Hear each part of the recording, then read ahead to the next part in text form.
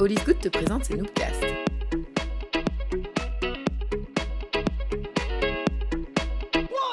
Salut, c'est Flo de All is Good. Tu t'apprêtes à écouter un Noobcast, l'enregistrement live d'une présentation d'une de nos Noob Nights. La Noob Night, c'est un concept de soirée sur Bruxelles où plusieurs personnes viennent nous partager leur vision de la vie.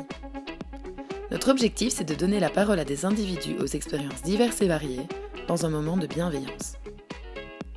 En écoutant les Noobcasts, tu pourras découvrir une multitude de pensées, certaines auxquelles tu adhéreras, d'autres moins. Et c'est d'ailleurs le principe. La parole des intervenants et des intervenantes leur appartient, et All is Good n'en est pas responsable. Nous publions les présentations dans un format brut, avec les bruits du public, afin de t'immerger au mieux dans la soirée. Garde en tête que certains propos peuvent être interprétés différemment, sans le contexte visuel et l'ambiance du moment. Les intervenants et les intervenantes s'ouvrent à toi dans ce podcast, alors garde ton esprit ouvert lors de ton écoute. En attendant, spread the good vibes et All is Good.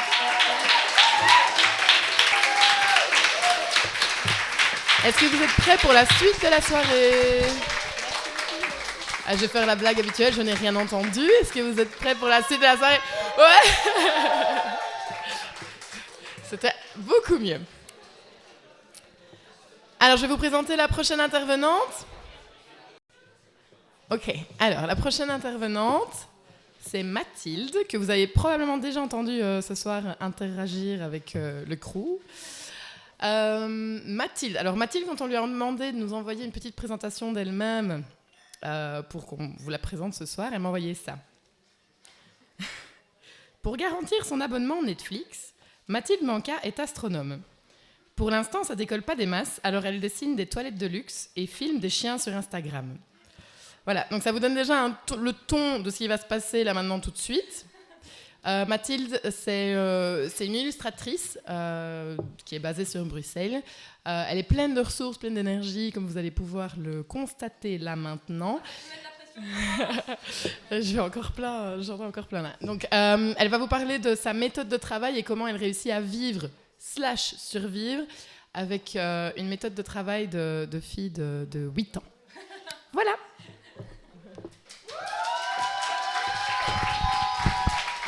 Alors, bonsoir à tous. Sachez que la description que Florence vient de faire de ma méthode de travail ne vient pas de moi, mais probablement d'une observation extrêmement éclairée de ma réalité. Et donc, je vous remercie tous d'être là aujourd'hui pour réaliser mon rêve, c'est-à-dire prendre en otage 70 personnes pour parler de ma vie. Donc, on peut commencer tout de suite. Donc, voici le titre de mon allocution. C'est-à-dire un exposé confus sur une méthode de travail chaotique, et je pense que vous n'avez pas besoin d'attendre grand-chose de plus des 15 prochaines minutes. Alors, mesdames et messieurs, je vous présente la Laïs Niger, mieux connue sous le nom de fourmi domestique. Alors cette fourmi, en fait, fait environ 250 siestes par jour, mais ça ne veut pas dire que cette fourmi est fainéante, car la majorité de ces siestes durent moins d'une minute chacune, et que réunies, elles représentent environ 4h40 de sommeil, ce qui signifie que la pauvre petite Laïs Niger passe 19 heures de ses journées à porter l'équivalent de parfois 1000 fois sa propre masse dans les méandres d'une fourmilière à l'abri du soleil. La Laïs Niger, donc, a une vie plutôt merdique, on peut tous être d'accord là-dessus. En parallèle, nous avons la Lyristès Plebledus, mieux connue sous le nom de cigale commune, qui, elle, en fait, passe l'équivalent de 16 heures par jour à chanter un chant que je pourrais qualifier de strident et monotone dans un climat méditerranéen, en une température comprise entre 22 et 40 degrés, dans le but de s'envoyer en l'air. Clairement, c'est un mode de vie qui se rapproche plus ou moins ma vision du bonheur, on est bien d'accord là-dessus. Alors le contraste entre ces deux insectes n'a pas manqué d'inspirer de nombreux penseurs de notre civilisation, comme par exemple ce bon vieux Jean de La Fontaine qui a passé la majorité de son œuvre à dépeindre la nature humaine au travers de métaphores animales. Et dans des nombreux recueils de ces fables dont je suis sûre vous êtes assez familiers, il n'a pas hésité à donc parler de la cigale et la fourmi d'après un texte de ce cher Aphtognonis, un philosophe du IVe siècle. Et donc, ici, dans cette salle, vous êtes plus ou moins tous de ma tranche d'âge. J'imagine que certains d'entre vous ont peut-être déjà même étudié la fable très connue de la cigale et de la fourmi. Est-ce que c'est le cas? Est-ce que certains d'entre vous ont levé la main, ceux qui l'ont peut-être... Super. Eh bien, écoutez, je vous invite tous à venir sur scène pour la réciter avec moi maintenant. Ça tombe bien parce que c'est moi la vedette ce soir. Il était hors de question que je partage la scène avec qui que ce soit. Vous êtes mes prisonniers ce soir. Alors, bon, j'ai beaucoup préparé cette allocution, mais je n'ai pas pris le temps malheureusement d'apprendre cette fable. Je vais donc me contenter de la lire avec vous. N'hésitez pas... Voilà. Alors, j'ai hyper mal exporté mon PDF, donc du coup, le truc n'est pas hyper bien lisible. Mais nous allons tenter de décrypter ce texte historique ensemble. C'est parti pour une petite partie d'histoire littéraire. La cigale et la fourmi de Jean de La Fontaine. La cigale ayant chanté tout l'été se trouva fort dépourvue quand la bise fut venue. Pas un seul petit morceau de mouche ou de vermisseau. Elle alla crier famine chez la fourmi... J'ai raté une phrase? Non, ça va. Elle alla crier famine chez la fourmi, sa voisine, la priant de lui prêter quelques grains pour subsister jusqu'à la saison nouvelle. « Je vous paierai, lui dit-elle, avant l'août, foi d'animal, intérêt et principal. La fourmi n'est pas prêteuse, c'est là son moindre défaut. » Nous avons eu un petit litige avec Timon avant sur la comment dire, comment est-ce qu'on dit la signification de cette phrase. Bref, je reprends. La fourmi n'est pas prêteuse, c'est là son moindre défaut. Que faisiez-vous au temps chaud? Dit-elle à cette emprunteuse. Nuit et jour, à tout vent, je chantais, ne vous déplaise. Vous chantiez? J'en suis fort aise. Eh bien, dansez maintenant. Alors, sachez que danser maintenant, je croyais que ça ne venait pas du tout de cette fable. Je pensais que c'était Louis XIV qui avait dit ça. Je n'en sais rien, mais en tout cas, j'ai toujours adoré cette phrase. Je suis contente de retomber dessus dans la préparation de cette allocution. Alors, dans la culture populaire, cette fable, est assez connue pour sembler en fait culpabiliser les individus imprévoyants, de condamner l'oisiveté au profit de la productivité, d'encourager le labeur au détriment de la frivolité. Mais en fait, quand on regarde cette fable, on se rend compte qu'elle a une petite, pas une anomalie, mais une particularité par rapport à de nombreuses phrases de la fable de La Fontaine. Il faut que j'arrête de dire phrase. Fable de La Fontaine, c'est qu'en fait, elle ne comporte pas de morale. Et en fait, il y a beaucoup de gens qui s'accordent à dire, et je rejoins cette opinion, qu'en fait, dans cette fable, La Fontaine ne met pas vraiment de jugement sur le comportement de la cigale. Il n'a pas envie de la dépeindre comme une pauvre petite meuf qui juste vit sa vie et qui après vient gratter à sa voisine. D'ailleurs même, quand on regarde le texte, on a même l'impression que c'est un petit peu la fourmi qui est un petit peu aigrise de voir sa voisine lui gratter de la nourriture quand elle l'a vue s'enjailler pendant tout l'été et se taper probablement tous les grillons du quartier, pendant qu'elle, elle se tapait des mini-siestes dans le foyer d'Amazon Prime. Et on peut comprendre d'une certaine manière l'aigreur qui l'anime. Alors de cet échange, il y a énormément d'interprétations. On pourrait même peut-être, si on avait un peu plus de temps, s'attarder sur, pour moi, une idée un petit peu de lutte des classes qui s'installe dans cette fable, mais ce n'était pas le sujet d'aujourd'hui. Pour moi, en fait, ce qui m'intéresse ici, c'est que en fait, La Fontaine s'intéresse avant tout à la nature dont sont complètement dépendantes en fait, les deux protagonistes de cette fable. Et en fait, si on s'intéresse à la nature, dont elles ne sont absolument pas finalement maîtresses, on pourrait même s'interroger sur...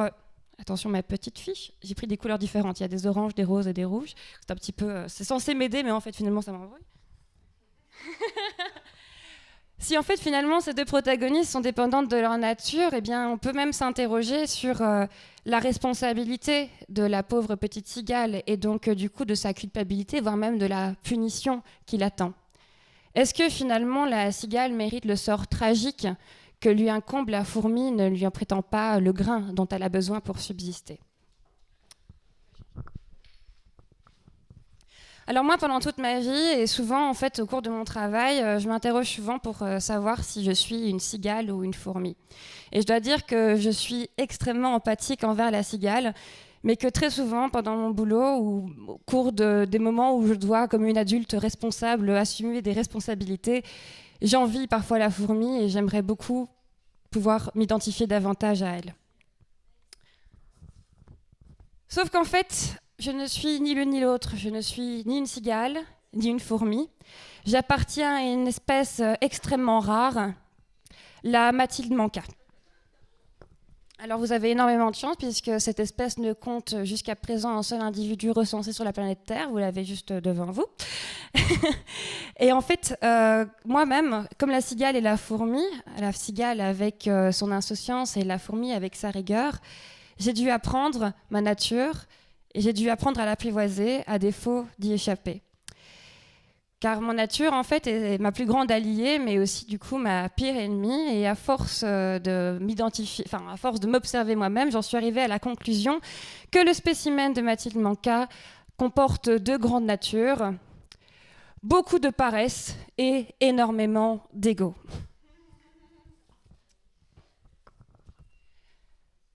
Tu peux changer. Je suis dessinatrice et en fait, je dessine depuis que je suis toute petite. C'est moi ici. D'ailleurs, je porte un bandana parce que quand j'étais petite, j'ai eu beaucoup de poux quand j'avais 7 ans. Et la seule solution que mes parents ont trouvée pour régler ce problème, c'est de me couper les cheveux extrêmement courts comme un garçon. Et donc, à l'issue de cette tragique histoire, j'ai voulu porter un bandana à l'école. Et en fait, j'ai appris plus tard que ma mère avait entendu que des parents d'élèves avaient dit à leurs enfants de ne pas jouer avec moi, puisque si j'avais un bandana, je devais sûrement avoir une maladie grave. Voilà. Ben oui, parce qu'en fait, à l'époque, je n'avais pas beaucoup d'amis, pas même Florence, qui est juste ici sur la photo de classe, car Florence et moi, nous nous connaissons depuis de nombreuses années. C'est pour ça que j'ai obtenu ma place ici, simplement grâce à un piston, évidemment. Et donc, à cette époque-là, en fait, moi, j'habitais à Fisfontaine. C'est un tout petit village, à Villers-le-Bouillet. J'habitais dans un cul-de-sac. Je n'avais pas de voisins, je n'avais pas de voisines, je n'avais pas de frères, je n'avais pas de sœurs, je n'avais pas de cousines ni de cousins. Et en fait, ma seule amie s'appelait Cacahuète et c'était un Yorkshire nain que vous pouvez observer ici sur cette photo, dans un coin. Et en fait, j'aimais déjà dessiner à l'époque, mais petit à petit, en fait, le dessin est devenu mon refuge dans ma solitude. Il est devenu ensuite ma distraction, puis ma passion, à force de dessiner mon talent et puis mon identité. Et aujourd'hui, en fait, c'est devenu mon métier.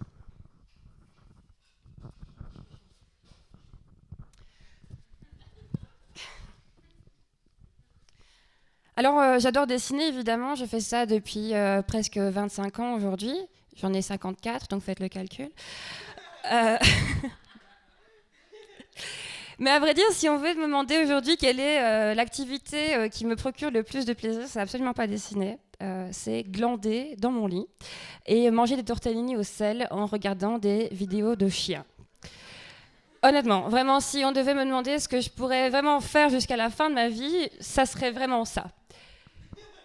Malheureusement, ce n'est pas une activité extrêmement lucrative et donc si je veux continuer à payer mon abonnement internet pour regarder des vidéos de chiens, je suis obligée de subsister et donc j'ai trouvé une profession qui finalement, en s'accordant avec ma nature de paresse, que vous avez donc vu avant ce magnifique PowerPoint, j'ai trouvé le métier qui m'intéresse, qui me sied le plus, c'est-à-dire scénariste de bande dessinée et illustratrice, qui est un métier formidable et que j'adore. Donc sur une année, je fais environ une 50aine de planches de bande dessinée, ce qui, si on me laisse environ 2 semaines de congé par an et les week-ends, revient à environ une planche de bande dessinée chaque semaine.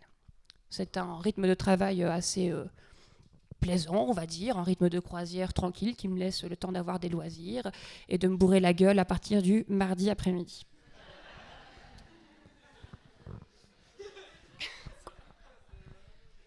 Donc intéressons-nous par exemple à un mois tout à fait traditionnel que voici. Donc j'ai réalisé ce graphique ce matin à 4h du matin parce que j'ai fait une nuit blanche pour préparer ceci.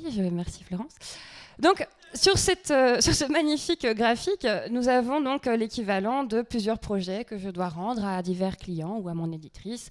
Chacune de ces cases représentant environ 8 à 10 000 euros de recettes. C'est absolument faux. D'ailleurs, en faisant tous ces calculs, j'ai comptabilisé combien je gagnais par an en divisant donc par toutes ces bandes dessinées. Et le résultat est extrêmement déprimant. Et donc, j'éviterai de le partager avec vous ce soir. Donc, en fait, dans ma méthode de travail, tout ce qui m'intéresse, ce sont ces carrés-là.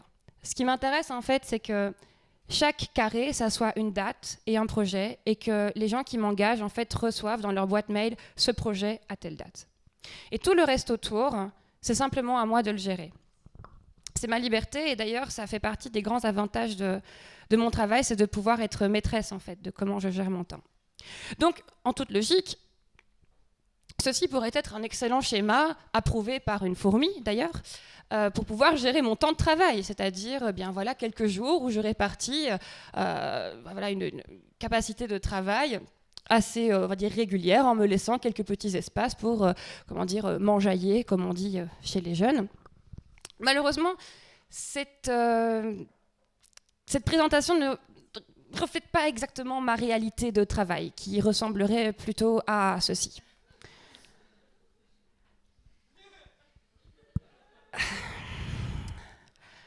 Ça, c'est la Noob Night. Ça, c'est moi cette nuit. Alors, je peux tout à fait comprendre que ce type de scénario pourrait angoisser pas mal d'entre vous, à part les grands procrastinateurs qui sont sûrement quelques-uns ici. Mais je vous rappelle que vous n'êtes absolument pas obligé de suivre cette directive. La seule personne ici qui est obligée de le faire, c'est le seul spécimen de Mathilde Manka, donc je vous rappelle moi-même. Et je suis donc complètement condamnée à vivre comme ça toute ma vie. Car en fait, jusqu'à même que je me souvienne, quand on était ensemble en maternelle, Florence, jusqu'à mes secondaires, mes supérieurs et donc hier soir, je n'ai jamais pu travailler différemment. Et donc du coup, ça c'est ma nature. J'ai tout essayé, j'ai eu des boulets de journal à n'en plus finir, enfin juste, voilà, c'est comme ça. D'ailleurs, ces images que ma chère amie Lily va vous diffuser peuvent en témoigner. Il n'y a pas de son. Eh bien du coup, nous allons attendre, je vais vous faire une petite danse. Parce que la cigale ayant chanté tout l'été... Non, c'est pas grave, vous pouvez discuter entre vous, boire un petit coup, il n'y a pas de problème. La danse du ventre. Écoute, tu crois ? Non, ça n'a rien à voir, c'est juste hyper gênant pour tout le monde, donc il n'y a pas de souci. Ah. J'ai voulu faire un truc un peu stylé en plus, je me suis dit à la vidéo ça va sûrement déconner, je me dis si ça passe... Bon, écoute, si tu veux, je peux la mimer, hein, c'est pas très grave, il n'y a pas de souci. On va essayer. Ah bien non, il n'y a pas de son. Eh bien, écoutez, écoutez, je vais simplement vous faire du coup les commentaires audio de cette vidéo. C'est une vidéo de moi, dimanche à 5h du matin, en train de terminer cette présentation, qui du coup atteste du fait que je fais tout à la dernière minute. Alors, si vous aviez eu le son, ça aurait été beaucoup plus drôle, évidemment, mais j'espère que vous allez applaudir l'effort, s'il vous plaît. Je tiens à être remboursée et dédommagée pour ce moment gênant, Florence. Attention, je t'en tiens rigueur. Je tiens à dire qu'on a reçu la présentation à 17h45. Ah, c'est pas vrai, je l'ai envoyé à 9h du matin quand j'étais dormir. Alors, après cet événement et après la présentation de mon rythme de travail, tout le monde est à même de se demander cette question qui vous brûle les lèvres. Qu'est-ce qui me permet de survivre dans un mode de vie aussi chaotique et stressant ? Excellente question, n'est-ce pas, que je me pose quotidiennement. Eh bien, la réponse à cette question réside dans l'autre partie de ma nature, car si ma paresse m'oblige à vivre comme cela, mon formidable ego, Lily... la précédente, non, spoil. Mon formidable ego me permet maladroitement et étrangement de coopérer avec ce mode de vie. Alors, par exemple, Lily, il a la formidable faculté, avec toute la dérision et la mauvaise foi qui va de pair, de me voiler la face. Quand vous, ici, vous voyez une horrible montagne de travail à faire dans le sang, les larmes et le stress, dans une très courte période, mon ego, quant à lui, me dit « Ah ah, une très grande période de travail à faire dans le larme et le stress, mais en très peu de temps. Ce qui, finalement, en fait, te fait souffrir que très très peu de temps et te laisse énormément de liberté pour pouvoir avoir énormément de temps libre entre les deux. Alors ça, c'est la magie de l'ego, hein, c'est que ça vous permet en fait de vous mentir à vous-même dans le plus pur déni simplement pour survivre. Et même simplement, mon ego va encore plus loin et me dit « Ah mais regarde, ce temps libre, tu l'as bien mérité parce qu'en plus, tu vas pouvoir te reposer avant d'affronter cette masse de travail complètement chaotique et affreuse. » Alors dans un deuxième temps aussi, mon ego me permet de refuser catégoriquement toute humiliation. Alors vous l'avez remarqué, je parle d'humiliation professionnelle puisque comme je viens d'en montrer l'exemple, je mets ma dignité, je mets ma dignité à l'exercice tous les jours dans ma vie personnelle et d'ailleurs j'échoue énormément. Mais grâce à mon ego, en fait, je me dis qu'il est absolument impensable que face à un client, je sois dans l'incapacité de lui rendre un travail en temps et en heure donnée. Ce qui signifie qu'en fait, même dans mon mode de vie extrêmement procrastinant, je sais que même quand je suis dans la merde jusqu'au cou et qu'il est 4h du matin et que je dois rendre un travail à 8h, je ne vais simplement pas avoir le choix que de rendre le travail à ce client car je n'admets absolument aucun échec. Évidemment, c'est un mode de pensée extrêmement pervers et désagréable, mais ma mauvaise foi me permet de me dire que ça m'aide à m'avancer, donc laissez-moi ça, c'est tout ce qui me reste dans la vie. Ensuite, un dernier exemple, celui-ci, c'est que mon ego est capable d'un formidable miracle. Puisque, au lieu de me dire que je suis une adulte absolument incapable de faire face à mes responsabilités, et que du coup, je n'arrive pas à rendre un travail pour lequel j'avais 2 semaines et que je passe simplement 2 nuits blanches d'affilée à faire, je suis un prodige. Car en fait, je réussis à réaliser un travail qui me prend 2 semaines en seulement 2 nuits, et sans dormir, et en plus avec les yeux embués de larmes. Et en fait, ça me permet de faire un truc complètement invraisemblable, c'est-à-dire sauver un tout petit peu de mon amour-propre. Et il n'en reste pas des masses. Donc voilà. Donc, avec tous ces exemples, j'en ai encore vraiment énormément, mais je n'ai pas beaucoup de temps, même si j'adore parler de moi et que je me hais, je pense qu'on va quand même essayer d'arriver à la fin. Je suis perdue dans mes fiches, attendez. Et donc en fait, en conclusion, même si je parle de ça avec énormément de second degré et que j'aime bien, me dépeindre pour faire de moi ma propre farce, en fait finalement toute cette réflexion, elle est hyper utile pour moi parce que en fait, on parlait de nature tout à l'heure. C'est un dilemme que je dois affronter très souvent, en fait, la culpabilité par rapport à la façon dont je bosse. J'ai un peu l'impression parfois d'être une imposture par rapport aux gens qui me demandent de faire un travail pour eux. Je me dis que je ne suis pas à la hauteur et qu'en fait... je suis en train de raconter ma life aussi, mon Dieu. Je me dis que je ne suis pas à la hauteur et en fait, finalement, réfléchir comme ça m'aide à être un petit peu... c'est le mot qui est écrit ici, voilà, indulgente envers l'indulgence. Je dois regarder sur ma fiche pour avoir de l'indulgence envers moi-même. Et donc, en fait, cette fable de La Fontaine dont j'ai parlé tout à l'heure, quand je suis en train de travailler, elle me hante pas mal, en fait. Et tout à l'heure, je me posais la question et je me demandais si la cigale, qui, parce qu'elle a chanté tout l'été, méritait le sort qui l'attendait, c'est-à-dire de crever. Et bien, je me suis intéressée en faisant cette préparation à la cigale. Et en fait, il s'avère que quand on se renseigne, on se dit qu'en fait, on apprend qu'en fait la cigale passe 10 ans de son existence à l'état de larve sous la terre et qu'en fait les quelques semaines qu'elle passe à chanter au soleil sont les seuls moments de sa vie qu'elle va passer à regarder la lumière du jour. Parce qu'en fait, la cigale, en hiver, ne regarde pas des vidéos de chiens, elle ne mange pas des tortellini, elle ne passe pas des nuits à boire du café en faisant des nuits blanches. D'ailleurs, elle ne crie même pas famine. En fait, la cigale, en hiver, meurt, tout simplement.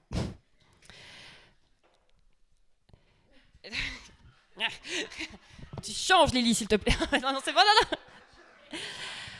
Alors, je pense qu'en essayant de faire l'exercice de m'aimer un petit peu plus, je peux arriver à me dire que même si mon chant à moi est strident, même s'il est monotone et pas toujours harmonieux, même s'il sabote souvent mon travail, même s'il casse mes oreilles et celles des autres, j'apprends à être indulgente, de ne pas pouvoir le retenir. Je savoure qu'il réussisse à me donner... je savoure que la chance que sa mélodie m'aide parfois à avancer. Je suis reconnaissante surtout de pouvoir le pousser c'était un moment émouvant, en plus avec la photo de moi quand je suis petite et tout, avec la cigale sur mon épaule. Oh là là. Et donc je disais, je suis donc reconnaissante de pouvoir l'entendre, même quand la neige tourne autour de moi, car je ne suis pas une cigale. Et cette leçon vaut bien un fromage, sans doute. Voilà, merci beaucoup. Alors, je vous remercie. Parce qu'en plus, passer en 4e, c'est pas évident, parce que pour me détendre, j'ai bu beaucoup de bière, donc c'était difficile de me concentrer. Mais merci pour votre écoute. Voilà, et merci à vous. Voilà. Je tremble, mais ça va. Elle tremble, mais y a-t-il des questions? C'est la cocaïne. C'est la coke, mais... on éditera ça. J'ai pas mes lunettes. La première personne... Oxy? Ah. Oxy, vas-y.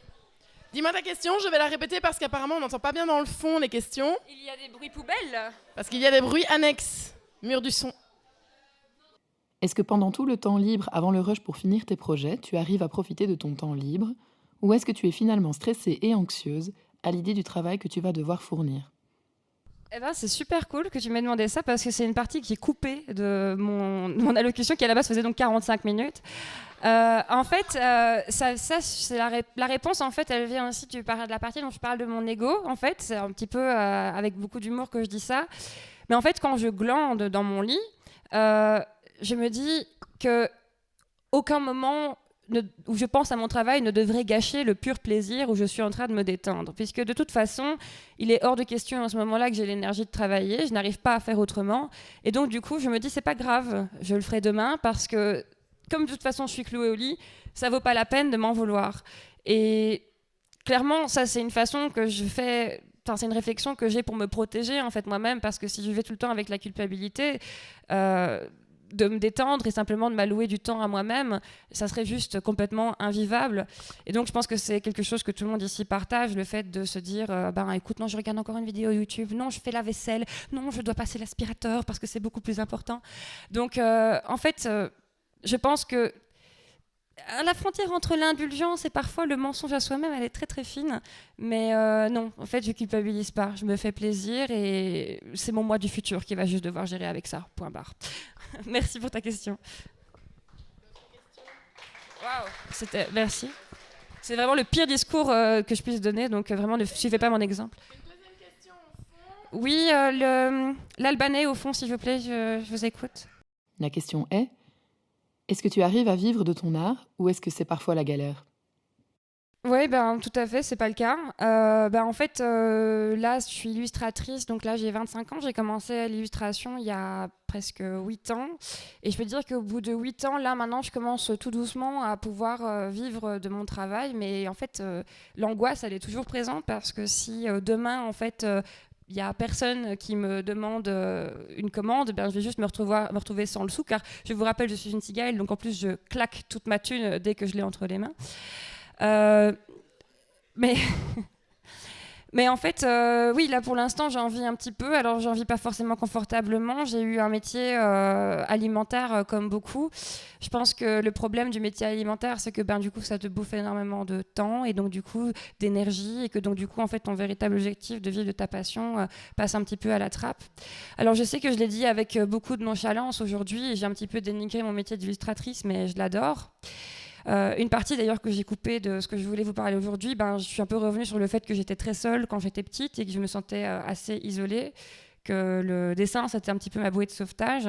C'était aussi un petit peu ma façon de me sentir valable aux yeux des autres, c'est que j'avais ça en fait. Et l'ego est assez lié à l'ambition, je pense, dans mon travail, et il y a une partie de moi en fait qui a toujours voulu s'accrocher dans mon métier pour me dire qu'un jour, en fait, j'allais y arriver. Et comme si j'allais, en fait, prendre ma revanche sur tout ça. Et je pense que chacun sa motivation dans son métier, artistique ou non, même si on galère financièrement. En tout cas, moi, c'est ça qui m'a permis de continuer.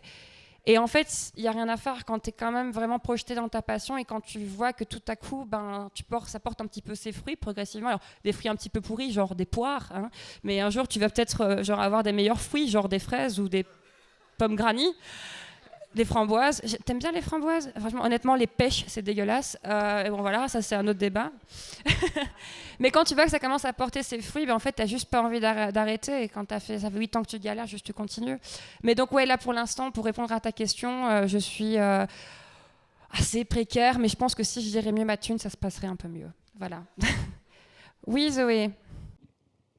La question est, tu postes beaucoup sur les réseaux sociaux et tu mets ta vie en scène.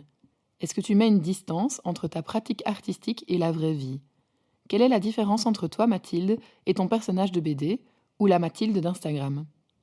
En fait, je pense qu'il n'y a aucune différence. Je pense que, je l'ai un peu donné un exemple ici, c'est que j'ai personnellement, en tout cas, aucune pudeur et que en fait, mon travail, c'est simplement en fait un levier pour parler de moi-même, puisque je pense qu'on s'analyse tous et on a tous une façon de le faire différente.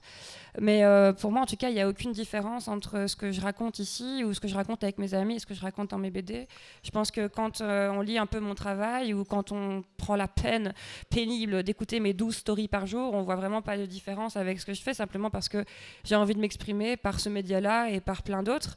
Donc, en tout cas, je sais qu'il y a beaucoup de gens qui se préservent et qui décident simplement par leur art de parler d'autres choses qui ne les touchent pas. Comme je vous l'ai raconté aujourd'hui, j'ai un ego surdimensionné, donc la majorité de mon travail est complètement axé sur moi-même. Ça vient aussi de beaucoup de manque de confiance en soi, mais on n'a pas le temps d'en parler. Mais donc, du coup, pour moi, il y a, en tout cas, en ce qui me concerne, l'approche de mon travail, c'est simplement une extension de moi. Il n'y a quasiment aucune différence entre ce que je produis et ce que je suis. Donc, voilà.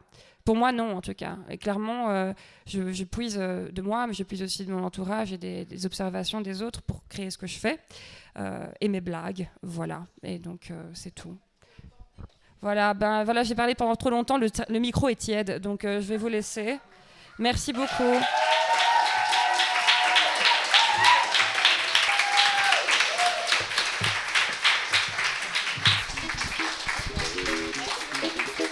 Tu viens d'écouter un Noobcast, l'enregistrement live d'une présentation d'une de nos Noob Nights. Et toi, si tu avais le micro, de quoi viendrais-tu parler? Tu as aimé ce podcast? Alors n'hésite pas à aller suivre notre page Facebook et notre page Instagram All is Good in Brussels pour ne rien rater de notre actualité. On t'envoie plein de good vibes.